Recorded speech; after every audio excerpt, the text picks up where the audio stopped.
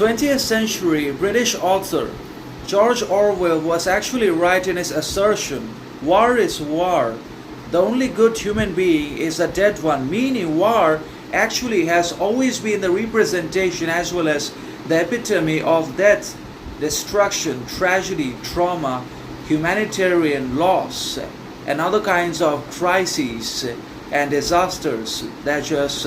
cannot be explained, described, deciphered, imagined, or anticipated by anyone in the world that lives in comfort, relaxation, and happiness, as well as the one that lives or is with his family and parents and away from the tragedy as well as the misery of war. So, war can be very easily considered to be one of the greatest and most dangerous and devastating man made disasters, crises, and tragedies in the world that have been fought and waged many times over many centuries, particularly for the occupation of lands and territories and for exploitation of resources, as well as for the destruction and erasure of cultures, societies, ethnicities, and the killing of people of different countries and cultures in one way or another, particularly because of hatred, dissatisfaction, discord, disharmony, and also because of the establishment of domination, enslavement, and slavery over the other people in one way or another. So war is ugly, and it just cannot be considered to be fair, just, reasonable, acceptable under anyone, under any circumstance and situations.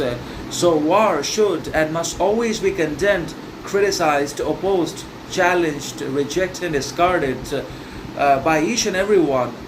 no matter they have character, morality, integrity or not. But any man, even the man of ignorance, stupidity, must condemn and reject even the proposition or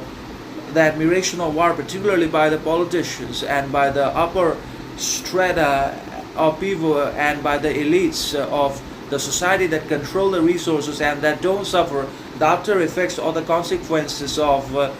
the war and its devastations. So war deserves condemnation, criticism, and opposition from each and everyone in the world. War has always been unacceptable and unjustifiable and unfair,